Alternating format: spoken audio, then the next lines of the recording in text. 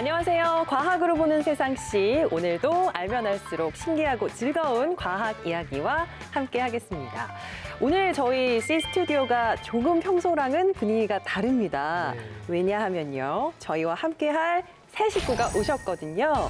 예, 반갑습니다. 네, 그런데 반갑습니다. 저희 초면이 아니죠? 네, 맞습니다.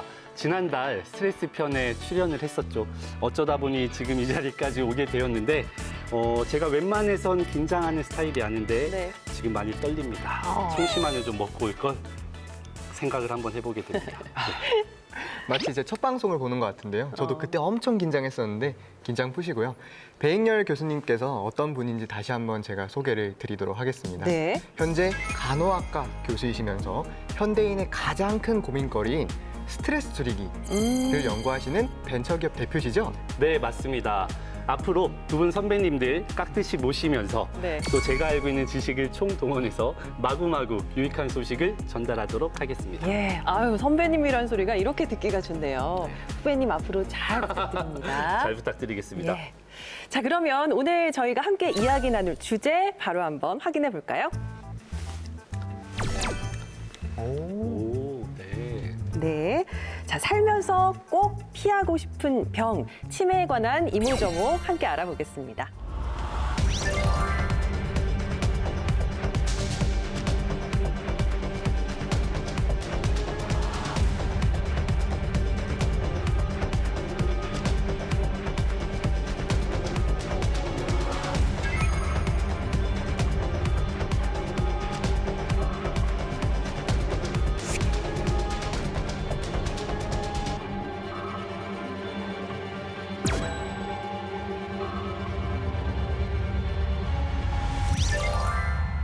더 이상 나와 상관없는 일이라고 누구도 장담할 수 없는 치매.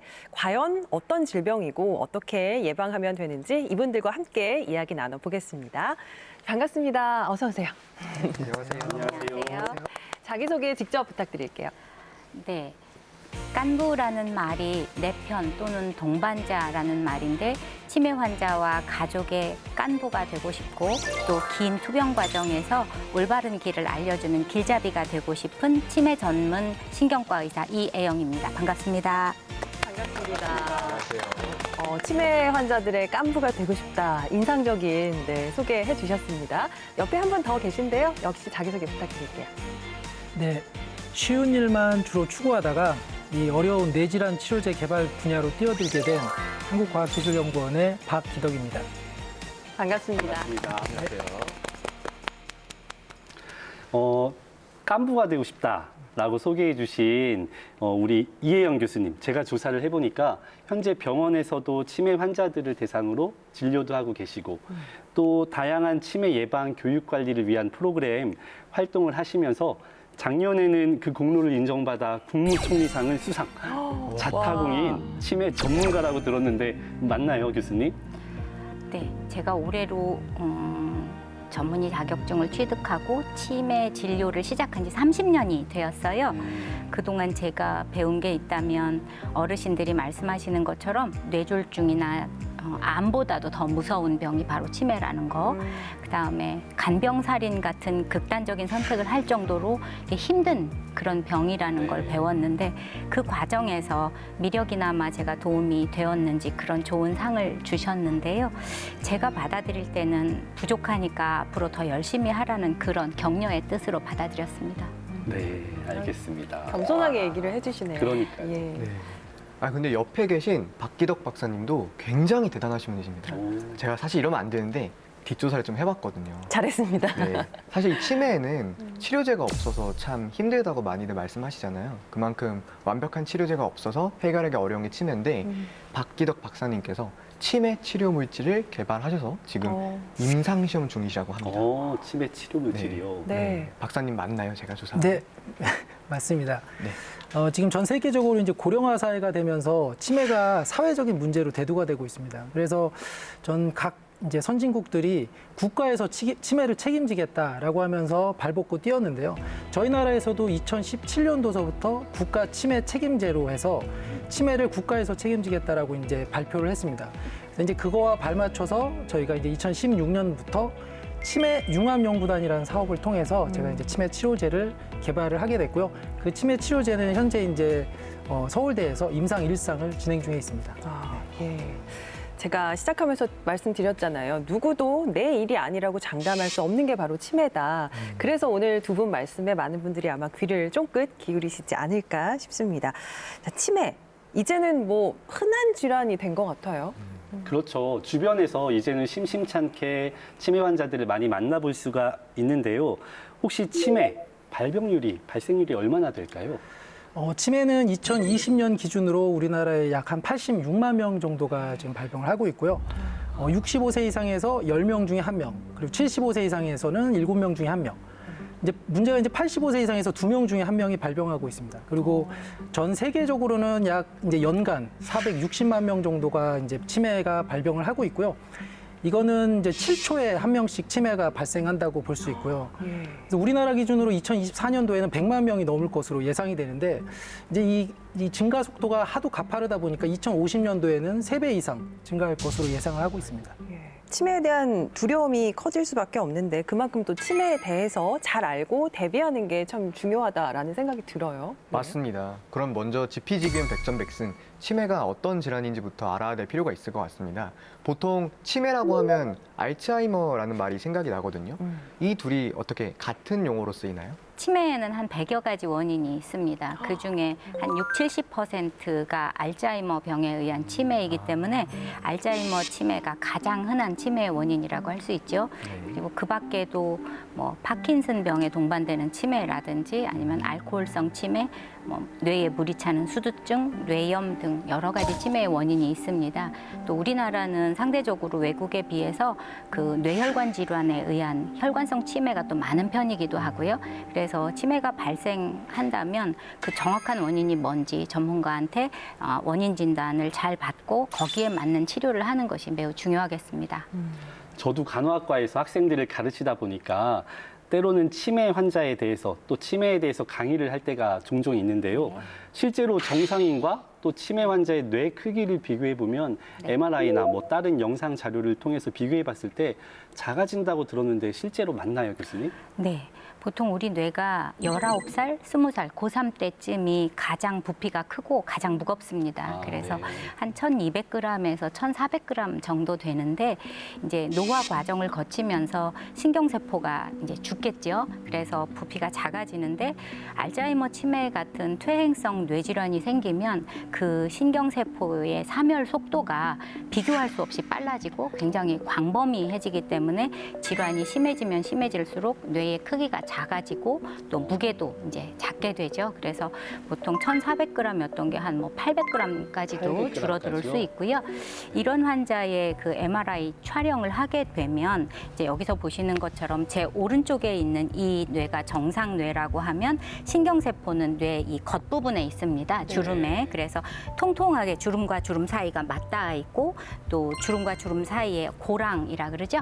고랑이 이제 깊지 않은 그런 상태를 보여주는 반면에 뇌세포 소실이 심하게 되면 뇌주름이 얇아지고 주름과 주름 사이에 고랑이 깊어지게 돼요. 알츠하이머 치매에 의해서 뇌가 작아지면 저희가 MRI 촬영을 하게 되는데 그 MRI 촬영을 하게 되면 이렇게 약간 회색으로 보이는 부분이 뇌에 해당하고 이 검은 부분이 이제 물로 채워지게 됩니다. 그런데 뇌가 작아지면 그 물로 채워지는 부분이 훨씬 더 많아지게 돼서 저희가 영상의 도움을 받아서 진단을 하게 됩니다. 그러니까 치매 중에서도 가장 많이 발생하는 치매가 알츠하이머다. 저희가 이렇게 쉽게 생각을 하면 되겠네요. 그런데 박사님, 알츠하이머는 도대체 왜 생기는 건가요? 이 알츠하이머병이 무서운 거는 이 왜 생기는지 그 원인을 알지 못한다는 것이 가장 이제 어려운 점이고 무서운 점입니다. 근데 현재까지 연구 결과로 보면 뇌에 이 베타아밀로이드나 타우라는 프로틴이 이 단백질이 많이 생성이 되고 얘네들이 서로 엉겨 붙어서 덩어리가 생깁니다. 그러면 이런 덩어리 주위에 뇌 염증이 생기게 되고요. 그 염증에 의해서 그 주위의 신경세포들이 사멸을 하게 됩니다. 그러면은 이렇게 뇌가 작아지고 또 인지 기능이 나빠지고 이런 문제들이 발생을 하게 됩니다. 그래서 이제 치료제를 개발하겠다고 생각하는 이제 사람들이 그렇다면 이 베타아밀로이드를 만들어지는 걸 막거나 아니면 만들어진 거를 제거하자라고 해서 두 가지의 방법으로 약물을 개발을 하려고 오랫동안 노력을 했었는데요. 대부분이 실패로 돌아갔고요. 이제 작년에 한 개가 이제 그 승인을 받았는데 그마저도 효능은 아직 좀 미진한, 그래서 이제 논란이 좀 약간 있는 약물입니다. 그래서 현재는 약간 이런 이제 베타아밀로이드라는 단백질 때문에 알츠하이머성 치매가 생기는 게 아니고 알츠하이머성 치매가 생기고 나서 베타아밀로이드가 이렇게 덩어리로 뭉치는 게 아닌가라는 이제 가설도 나오게 됐고요. 그러나 이 두 가지가 무엇이 정답인지는 아직은 잘 모르고 있는 상황입니다. 어렵네요. 정확한 원인을 알 수 없으니까 치료제 만드는 것도 정말 어려울 수밖에 없을 것 네, 같아요. 그런 것 같아요. 저는 요즘에 사실 깜빡깜빡 하는 게 좀 늘어서 네. 걱정이 많거든요. 그러니까 뭐 예를 들자면 기분 좋게 이제 친구들이랑 약속을 잡아요. 네. 그래 놓고 그날 깜빡하는 거죠. 음. 그래서 친구들한테 혼난 적도 많고 그래서 그 이후부터는 휴대폰이라든지 어디든지 간에 메모하는 습관이 좀 많이 생겼는데 두 분은 어떠세요? 저도 비슷한 것 같아요. 안경을 쓰는데 안경 쓰고 있으면서 내 안경 어딨지라고 헤맸던 아침도 있었던 것 같고 네. 또 주차장 많이 공감하실 텐데 주차장에 차를 어디다 대었나 하면서 아침 출근길이 조금은 지체된 적도 있고 사진 찍어놔야 돼요. 맞습니다. 그럴 때는. 이제는 메모와 사진이 필수인 것 같고 네. 창현 씨는 아직 어리니까 이런 경험은 없으시죠? 어리다고 얕보면 안 됩니다. 저도 네. 메모와 사진은 필수입니다.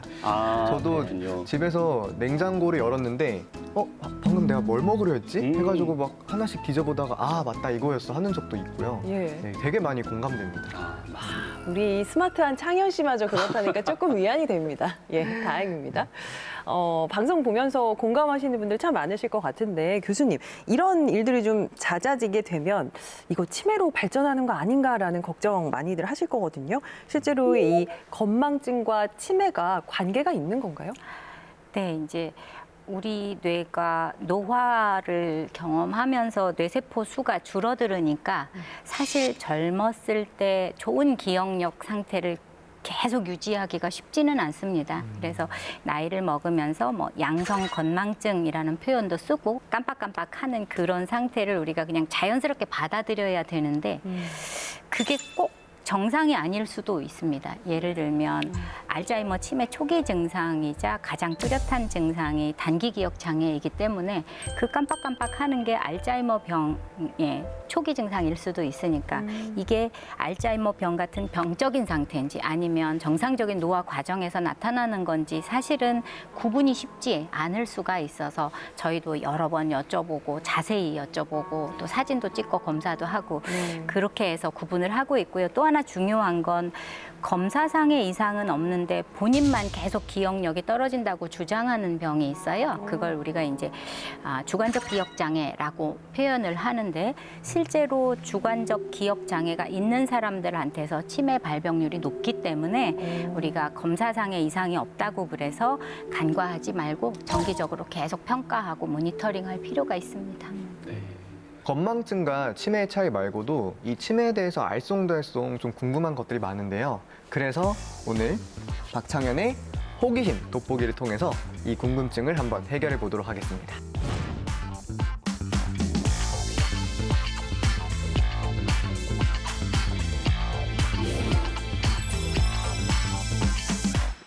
자, 오늘은 제가 이 호기심 돋보기에 이 불이 들어오기 위해서 이 퀴즈 OX 퀴즈 성적이 좀 필요해요. 네. 그래서 제가 오늘 특별히 OX 퀴즈를 준비해봤는데요. 오늘 OX 퀴즈를 푸실 분은 손지아 아나운서님과 배잉열 교수님이십니다. 제가요? 네. 알겠습니다. 알았습니다. 네. 여기에 이 OX판이 있더라고요. 네, 왜 사실- 있나 했습니다. 네. 돋보기의 형태가 굉장히 유사한데요. 네. 사실 조금 불공평한 게 좀 배잉열 교수님께서는 간호학과 교수님이라서 네. 오늘 약간 게임이 밸런스가 안 맞을 수 있지만 두 분 한번 최선을 다해 주시기 최선을 바랍니다. 다해보겠습니다. 네. 그러면 지금부터 문제 나갑니다. 네. 첫 번째, 치매는 여성보다 남성에게 더 많이 나타난다. 과연 정답은 뭘까요? 하나, 둘, 셋, 들어주세요. 하나, 둘, 셋, 들어주세요. 두 분 다 X라고 들어주셨어요. 네, X를 들었습니다. 혹시 한번 그렇게 생각한 이유를 물어봐도 될까요? 남녀가 구분이 되지 않을 것 같아요. 그리고 실제로 제 주변에서 봤을 때 그렇지 않았던 경우가 많았거든요. 교수님께서는 어떠신가요? 저도 경험상을 지금 기반으로 하고 있는데 네. 경험상 보면 치매 요양 시설이나 이런 곳에서 여자 환자분들을 조금 더 많이 보지 않았을까라는 생각에 들어봤습니다. 네. 박사님 정답은 뭔가요? 네, X 맞습니다. 와, 네. 치매 발병률을 보면 여성이 남성보다 한 2배 정도 높게 나타난다고 알려져 있는데요. 발병이고 환자 수를 같이 비교해 봤을 때요. 그 이유는 이제 여성에서 기대 수명이 좀 높다라는 것도 이유가 있고요. 가장 큰 이유는 여성에서 폐경기를 전후해서 여성 호르몬이 감소하게 됩니다. 그 여성 호르몬의 대표적인 이제 에스트로겐이 감소하게 되는데요. 이러한 에스트로겐은 신경 보호 효과가 있다고 알려져 있어요. 그래서 이런 신경 보호 효과에 의해서 어떠한 여러 가지 우리 좋은 이제 작용들을 하게 되는데 폐경기 이후에 에스트로겐이 감소하면서 여러 가지 이제 정서 장애라든지 뭐 기억력 감소 이런 것들이 동반을 하게 됩니다. 이 남성의 경우에는 남성 호르몬이 뇌에 가서 이제 이 대신 다른 물질로 변환이 돼서 이런 역할을 하는데요. 남성은 약 한 70% 정도가 죽을 때까지 이제 호르몬이 유지가 되는 반면에 여성에서는 이제 에스트로겐이 감소를 합니다. 그래서 또 치매 치료제를 개발하겠다고 하는 이제 제약 회사들에서 이러한 에스트로겐 감소를 막는 그런 치료제 개발 연구도 함께 진행을 하고 있습니다. 이 에스트로겐도 연관이 돼 있네요. 그러네요. 뭔가 억울한 것 같죠? 네. 뭔가 억울한 것 같죠? 네. 반면에 고혈압이나 당뇨병 같은 뇌혈관 질환의 그 합병증으로 생기는 혈관성 치매는 남성에서 발병률이 더 높습니다. 위안이 되는. 치매 종류에 따라 또 조금씩 다르네요. 맞습니다. 아, 네. 예. 그럼 두 번째 문제 나갑니다. 긴장됩니다. 저희 굉장히 궁금했는데요. 치아 상태가 좋지 않으면 치매에 걸릴 확률이 높다. 치아와 치매. 자, OX판 들어주세요. 하나, 둘, 셋. 와, 두 분 혹시 오늘 짜셨나요? 아닙니다. 아닌데, 네. 네, 절대 아닌데 저는 일단 단순하게 생각했습니다. 네. 치아, 치매 공통점은 치. 그래서 한번 오를 한번 너무 들어봤습니다. 치사하네요. 네. 네. 저도 단순하게 생각했습니다. 앞서 X였으니까 정답 네. 이번에는 O다. 네. 예. 이번에는 교수님께서 정답을 말씀해 주시면 좋겠습니다. 네, 구강 건강하고 치매는 밀접한 관련이 있습니다. 아. 네, 이제 두 가지 측면에서 생각을 할 수 있는데 하나는 치아의 개수입니다. 특히 치아 중에서 어금니가 중요한데 어금니로 저작 기간에 그러니까 기능을 오래 할수록 치매가 덜 발생합니다. 왜 그러냐면 어금니 바로 위에 해마라고 그러는 기억의 중추가 있지요. 근데 이제 그거를 못 하게 되면 그러면 이제 치매 발생이 높다고 하고 두 번째는 이제 치주 질환, 특히 그 세균성 잇몸 질환 같은 것이 만성적으로 있는 경우에 그게 뇌에 영향을 주어서 치매 발생률이 높습니다. 그래서 치매 환자와 정상 인지를 가진 환자들에게 치아의 개수, 잔존 치아 개수를 비교를 해보면 보통 치매 환자는 10개 미만인 경우가 많고 이제 정상 인지를 갖는 환자들은 보통 14개, 15개 정도 되고요. 네, 요즘에는 그래서 치과 선생님들도 치매에 대한 관심이 아주 많아서 그 구강 건강 연구회라든지 아니면 치과 학회에서도 치매를 주제로 하루 종일 심포지움을 하기도 합니다. 앞으로는 치매 걱정 때문에라도 치아 관리 잘해야겠어요. 그러니까요. 네. 저도 네. 당장 내일부터 다시 오늘부터? 한번 오늘부터. 알겠습니다. 네. 아니 양치의 중요성과 치매가 또 이렇게 연결된다니 정말 신기한 것 같습니다. 그럼 다음 문제 나가보도록 하겠습니다. 치매는 아니지만 암도 젊을 때 걸리면 굉장히 빨리 퍼지는 것처럼 치매도 혹시 젊을 때 걸리면 더 빨리 퍼진다. OX. 네. 하나, 둘, 셋. 들어주세요. 아니 왜 이러시죠? 교수님. 자꾸 따라하지 마십시오. 이거 OX가 아니라 약간 짜장 짬뽕 이런 게임인 것 그러네요. 같아요. 네. 저희 호흡이 잘 맞는 건가요? 잘 맞는 것 같습니다. 두 그런 분 걸로. 다 아니라고 들어주셨는데요. 박사님 정답 알려주세요. 이번에는 안타깝게도 정답은 O입니다. 아이고. 네. 이제 치매는 대부분 이제 고령에서 발생한다고 알려져 있습니다. 그래서 65세 이상에서 많이 발병한다고 알려져 있는데요. 45세에서 60세 사이에서도 치매가 발병하는 것으로 알려져 있고요. 그러한 치매를 이제 조발성 치매 또는 초록이 치매라고 말씀드릴 수 있습니다. 근데 이제 문제는 이제 그냥 치매가 발생하면 약 한 10년에서 20년 정도에 걸쳐서 이게 점진적으로 악화가 되게 되는데요. 조발성 치매의 경우에는 45세에서 60세 사이에 발병이 되면 약 5년 내에 급속도로 이 악화가 되게 됩니다. 이제 가장 큰 문제는 이 젊었을 때 발병이 되니까요. 이게 그냥 기억력이 감소했다고 생각을 하고 병원을 잘 안 찾아요. 그냥 건망증이려니 하는데 이제 뒤늦게 문제가 좀 있어서 병원에 갔을 때는 좀 치료가 약간 늦게 되는 그런 경우가 있죠. 근데 이제 이런 조발성 치매는 유전적인 요인이 가장 큽니다. 그렇다고 유전적인 요인이 막 엄청나게 치매에 많은 이제 퍼센테이지를 차지하는 건 아니에요. 현재까지 연구에서는 2에서 5% 정도가 유전적인 요인에 의해서 알츠하이머 치매가 발병한다고 알려져 있는데요. 그래도 가족력에서 우리 가족 중에 이러한 치매가 발병을 했거나 하면 조기에 좀 이제 관리를 하고 뭐 유전자 검사라든지 치매에 관련된 유전자를 검사를 해주거든요. 그래서 그런 검사들을 통해서 이런 조발성 치매나 초록이 치매를 좀 미리 검사를 해보고 관리를 하면 좋을 것 같습니다. 네. 가족력이 있다면 증상이 의심되면 바로 이 치매 진단을 받아보는 게 좋을 것 같습니다. 그러네요. 그래서 이렇게 오늘도 호기심 돋보기가 호기심에 충족해서 반짝 켜지게 되었습니다. 이상으로 박창현의 알쏭달쏭 호기심 돋보기 마치도록 하겠습니다. 네, 이제 치매 치료에 관해서도 얘기를 좀 나눠봐야 할 것 같은데요. 교수님, 오늘도 오전에 진료를 하고 오셨다고 들었는데 현장에서 이제 많은 환자분들 또 환자분들의 보호자분들을 만나고 계신데 안타까운 사연도 참 많다고 들었어요. 네, 정말 많죠. 같이 올 때도 있고요. 치매 환자가 가장 불행하다고 생각하는 건 본인이 그 질병을 앓고 있다는 사실을 모른다는 사실이에요. 아주 초기에 병에 대한 인식이 약간 있는 환자에게 지금 심경을 물었을 때 아는 사람도 하나도 없고 그 나라 말도 모르고 돈도 없는 어떤 외국에 혼자 버려진 느낌이라고. 그런데 그런 상태조차 이제 오래 가지 못해요. 우리가 무엇을 인지하고 인식한다는 게 다 뇌에서 이루어지는데 그 뇌가 질병 때문에 기능이 손상돼서 그런 판단을 못 하잖아요.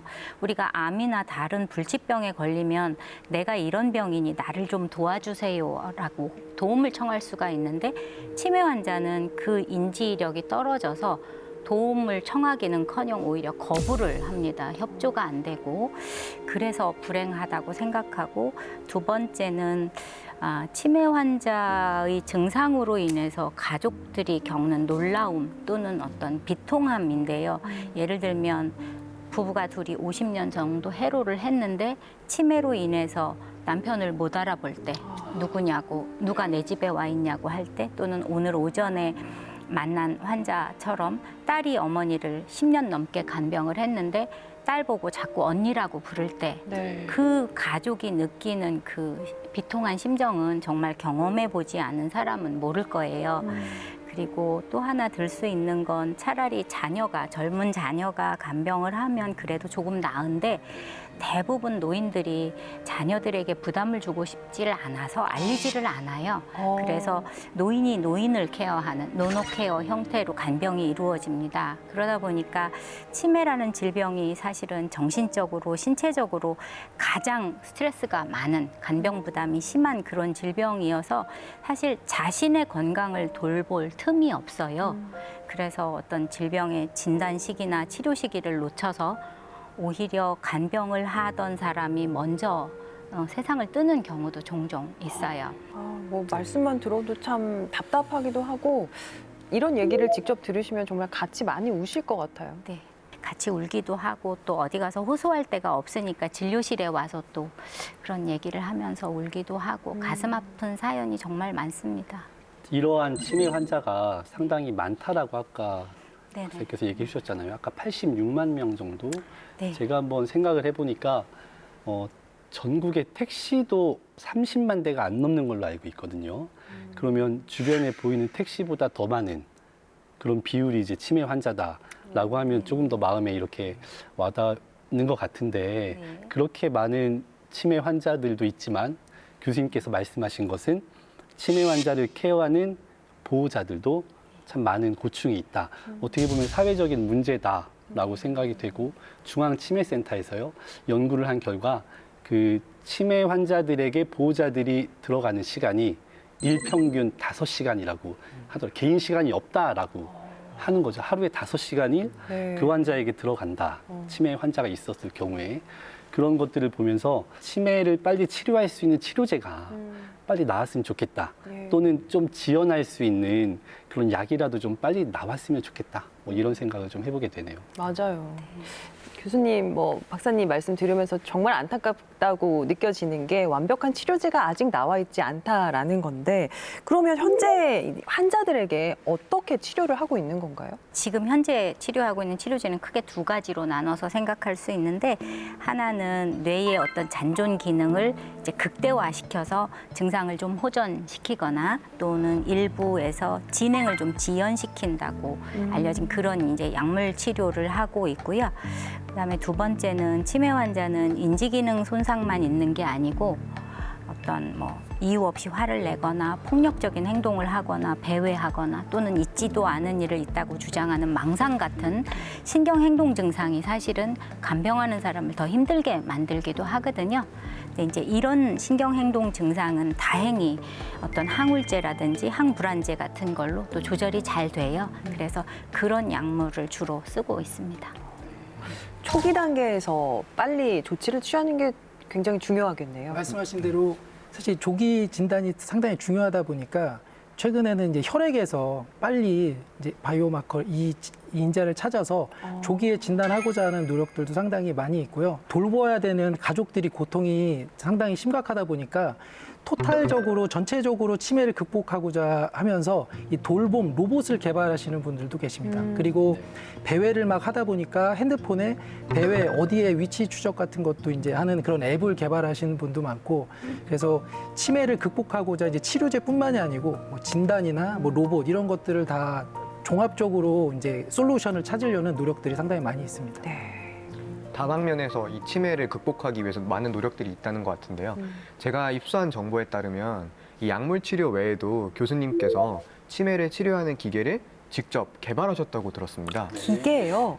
제가 공학자가 아니기 때문에 기계 개발을 제가 했다고 하면 좀 과한 표현이시고요. 제가 관심을 두고 이제 약물 치료와 병합해서 같이 할 수 있는 치료 기제는 그 자기장 자극을 뇌에 하는 거예요. 그래서 뇌에 자기장 자극을 하게 되면 통증도 없고 또 기능이 떨어진 뇌세포는 활성화시키고 너무 과도하게 흥분한 뇌세포는 이제 진정이 되는 그런 효과가 있거든요. 그래서 이 자기장 치료가 사실은 우울증이나 또 다른 이명이나 정신분열증 같은 여러 가지 그 질병의 치료 기제로 이미 사용이 되고 있고요.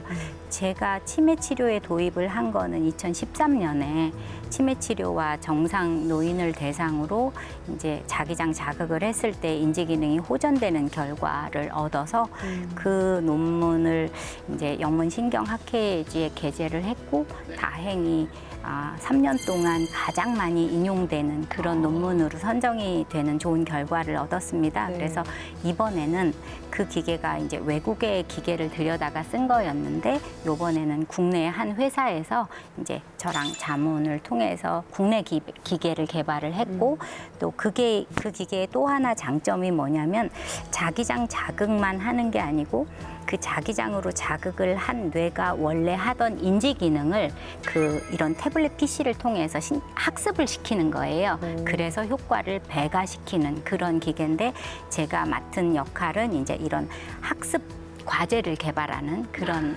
기계를 지금 개발하고 있고 이미 식약처에 심의가 들어가서 만약에 얼른 승인이 나면 이제 서울하고 그다음에 그 대전에서는 저희 대학, 그다음에 부산에 있는 한 대학병원 세 곳에서 다기관 임상을 거쳐서 효과를 이제 입증하면 좋겠습니다.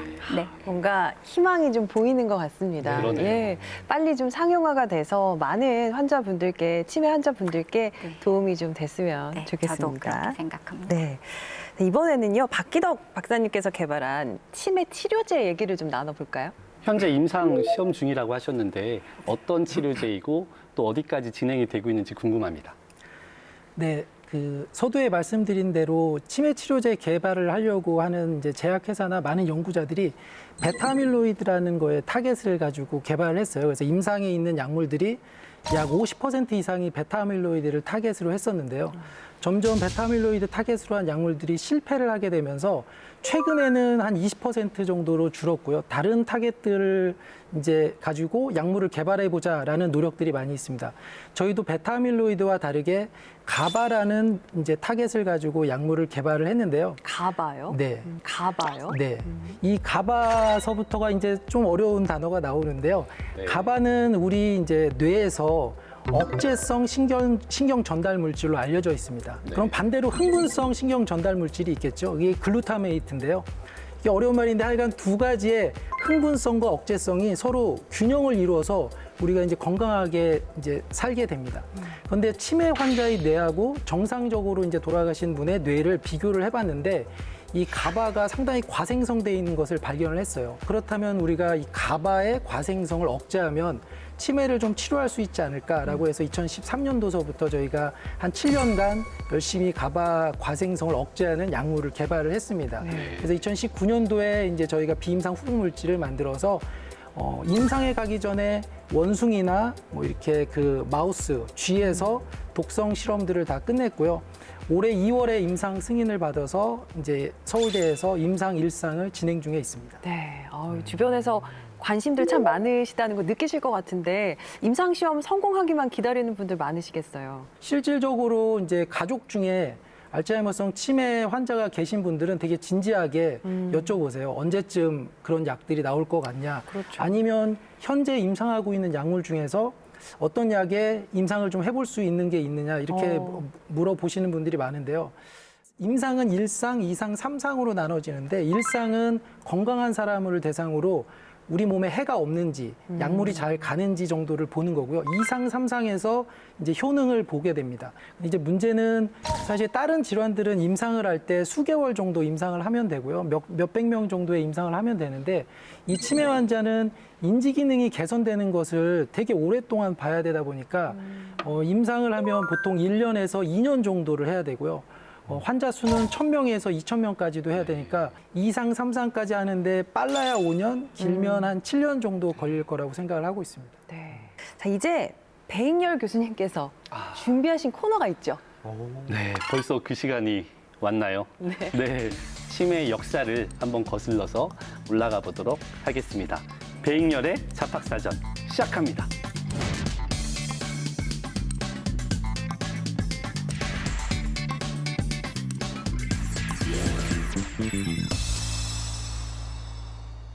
치매 증상 중에 가장 기본적인 증상이 혹시 뭐라고 생각하세요? 당연히 까먹는 것, 기억력 아닐까요? 네, 맞습니다. 가장 대표적인 증상은 기억력 저하인데요. 기억력을 강화하기 위해서 주기적인 반복 학습이 필요하다라는 거 다들 알고 계실 텐데 이 사실을 밝혀낸 사람이 미국의 신경학자 에릭 캔델입니다. 자, 어떤 분인지 다들 모르실 텐데 제가 한번 날려드릴 테니까 한번 받으세요. 자, 받으세요. 받으세요. 교수님 받으시고 네, 받으십시오. 네, 다 도착했습니다. 받으셨을 거라고 생각을 하고 미국의 생리학자 에릭 캔델은 이렇게 말을 합니다. 외부로부터 전달되는 새로운 정보가 어떻게 우리 뇌에 남는지 그리고 반복을 하면 어떤 과정을 통해 기억력이 높아지는지를 밝혀냈고요. 그 성과를 인정받아서 2000년에는 노벨 생리의학상을 수상하기도 했답니다. 자, 다들 긴장하시고 여기서 문제 하나 들어갑니다.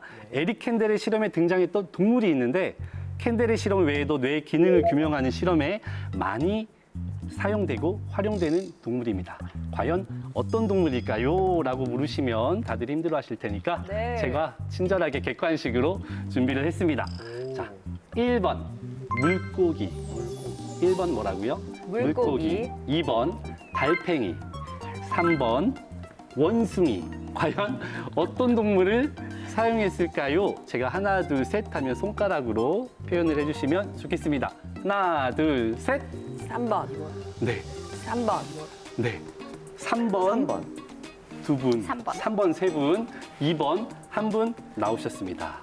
자, 정답은 2번 축하드립니다. 네. 잠시만요. 2번 네. 달팽이 네, 아니었나요? 맞습니다. 더 정확히 말하면 바다 달팽이입니다. 오. 바다 달팽이 한번 들어보셨나요? 아니요. 처음 들어요. 육지 달팽이는 봤는데 네. 바다 달팽이는 처음 들어. 바다에도 달팽이가 살아요. 바다에도 달팽이가 산다네요.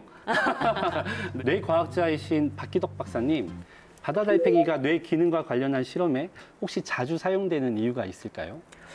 네, 이 바다 달팽이 군소라고도 하는데요. 이 바다 달팽이를 가지고 이제 신경과학자들이 신경 세포 간의 상호 작용이나 신경 신호가 어떻게 전달되는지를 바다 달팽이를 이용해서 많은 연구를 진행을 해왔습니다. 가장 큰 이유는 이 사람에게는 신경 세포가 1천억 개 이상 있는 것으로 알려져 있는데요. 이 바다 달팽이는 한 2만 개 정도 있습니다. 그래서 2만 개 정도의 그 신경 세포가 기능은 유사하게 이제 신경 전달을 하니까 이걸 가지고 연구를 했고요. 가장 좋은 점은 또 이 바다 달팽이의 신경 세포의 크기가 일반적인 사람의 신경 세포보다 훨씬 큽니다.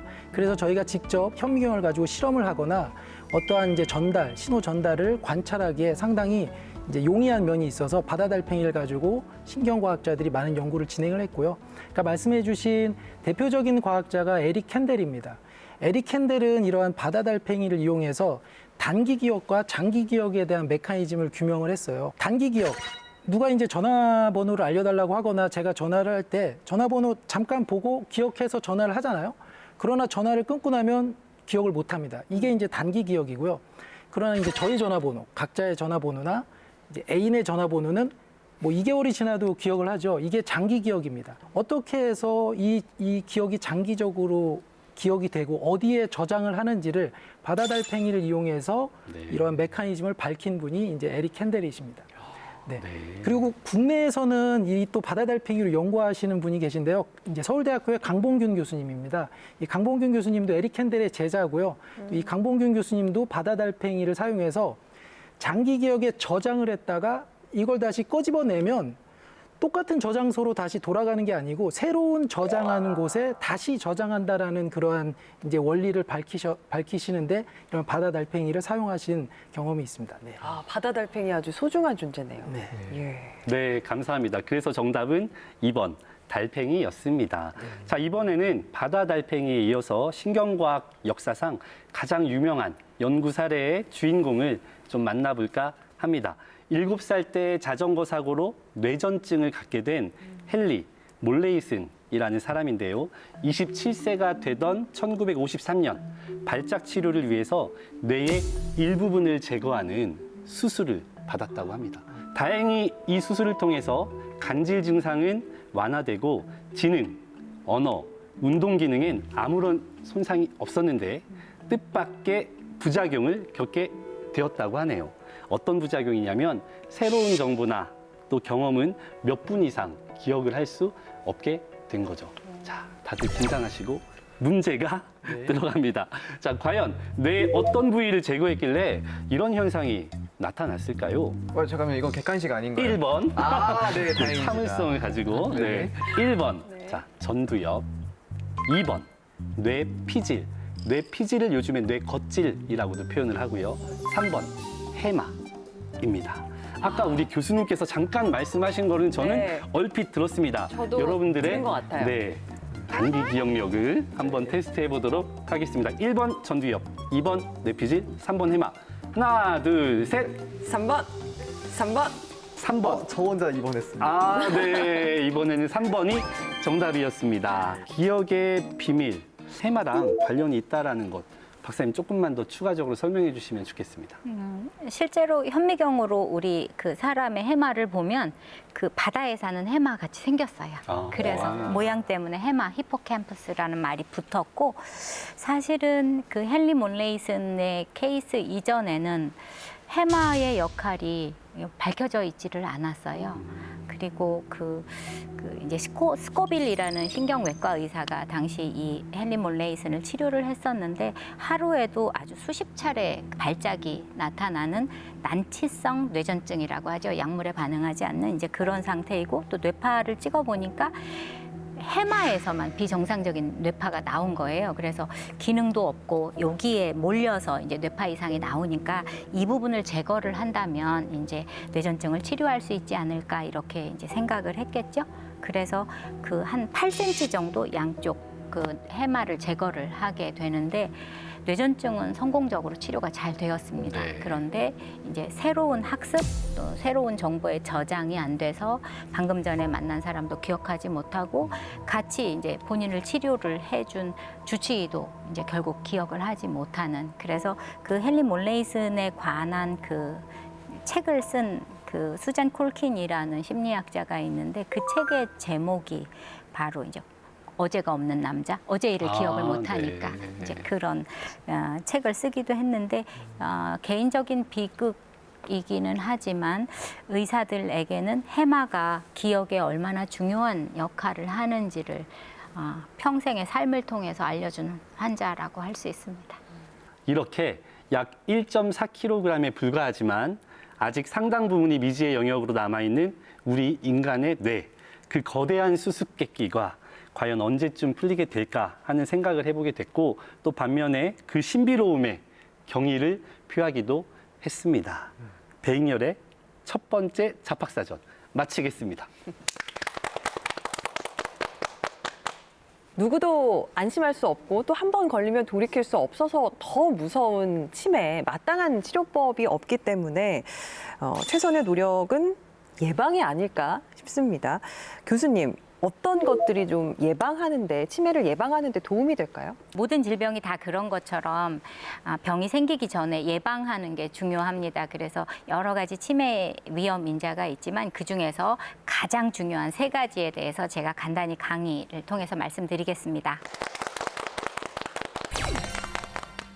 제가 진료실에서 환자와 가족들에게 치매 예방을 위해서 가장 강조하는 3가지가 있습니다. 첫 번째가 인지 기능, 인지 활동을 열심히 해라라는 것입니다. 그래서 일기 쓰기도 시키고, 시를 외우게도 시키고, 외국어를 배우는 것도 많이 추천을 하고, 악기 다루는 것도 추천을 하고, 일상생활에서 할 수 있는 것들은 매일매일 꾸준히 실천하는 게 굉장히 중요합니다. 그래서 제가 흔히 이렇게 인지 과제로 내보는 그런 문제 중에 초성 퀴즈라는 게 있습니다. 이 초성 퀴즈는 우리 전두엽, 이 암뇌에 해당하죠. 전체 뇌의 30% 이상을 차지하고 창의적이고 또 유연한, 사고가 유연한 사람들이 전두엽이 매우 발달해 있습니다. 그래서 우리 출연자 여러분들이 전두엽이 얼마나 유연하고 얼마나 창의적인지 한번 볼까요? 네. 그러면 초성을 제시하겠습니다. 네.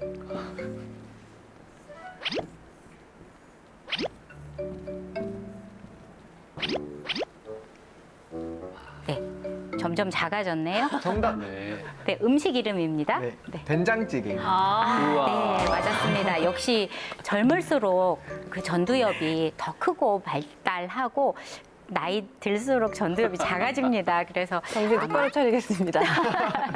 네, 2번째는 사자성어인데 조금 어려울까요? 찾아서. 사자성어.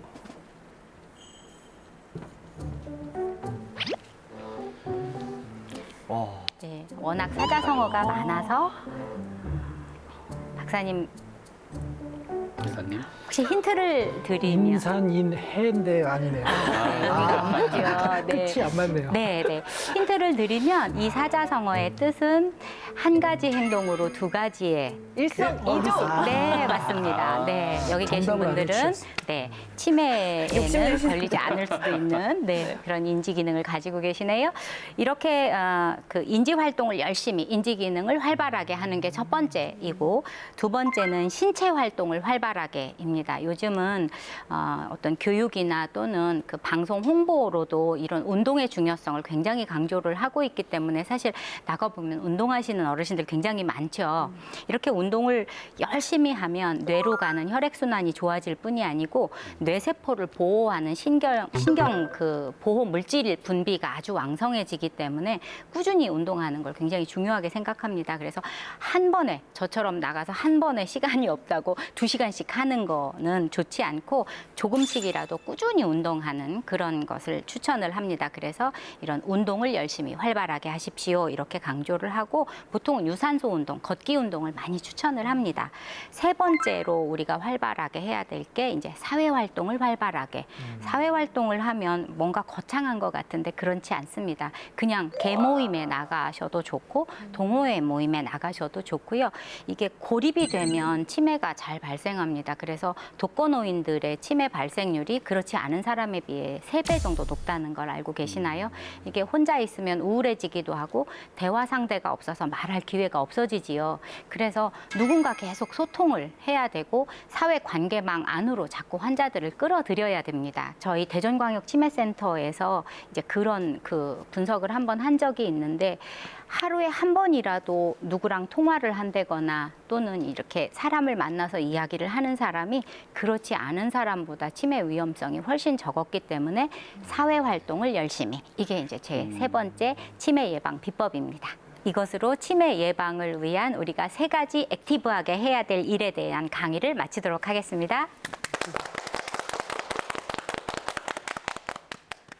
자, 마지막으로 시청자 여러분들께 남기고 싶은 말씀, 못다한 말씀 있으실 것 같아요. 박사님부터 좀 들어볼까요? 사실 이제 치매가 상당히 두려운 질환이잖아요. 특히 알츠하이머성 치매는 상당히 두려워서 많은 분들이 걱정을 많이 하고 계신데 저는 조금 희망적인 얘기를 드리고 싶습니다.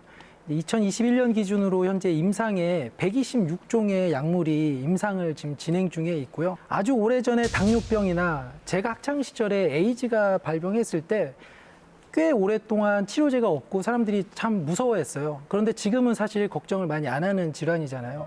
그래서 알츠하이머성 치매도 126종의 이제 임상과 계속 꾸준히 연구 개발을 진행을 하면 머지않아 제가 기대하건대는 뭐 10년 내에 몇 종의 약물들이 더 승인이 돼서 아주 효과적인 약물에 의해서 치료가 되는 것을 제가 조심스럽게 저는 기대를 하고 있습니다. 네. 아유. 저는 환자 가족들에 대한 당부라고 할까요? 환자의 그 질환의 상태가 중해지기 전에 계획을 좀 세우고 같이 네. 논의를 했으면 좋겠어요. 이게 정말 닥칠 문제들이 많거든요. 경제적인 부담, 또 어떤 연명 치료에 대한 결정, 또는 시설 입소에 대한 결정, 이런 것들이 가족마다 입장이 다 다를 수가 있어요. 그래서 이런 문제들을 계속 논의를 하면 이 질병이 생긴 것만으로도 비극인데 이 질병 때문에 가족까지 갈등이 생기고 와해가 되면 안 되잖아요. 그래서 그런 문제들을 잘 논의를 할 수 있는 그런 어떤 상황이 생기면 좋겠습니다. 네. 현대 의학이 놀라운 속도로 발전을 해왔지만 치매라는 이 단단한 벽은 무너뜨리지 못했는데요. 곳곳에서 많은 노력이 이어지고 있는 만큼 인류가 치매 고통으로부터 해방되는 날도 멀지 않았을 거라고 기대해 보겠습니다. 오늘 저희가 준비한 내용 여기까지입니다. 다음 시간에 더 재미있는 이야기 가지고 다시 찾아오겠습니다. 다 같이 인사할까요? 과학으로 보는 세상, C.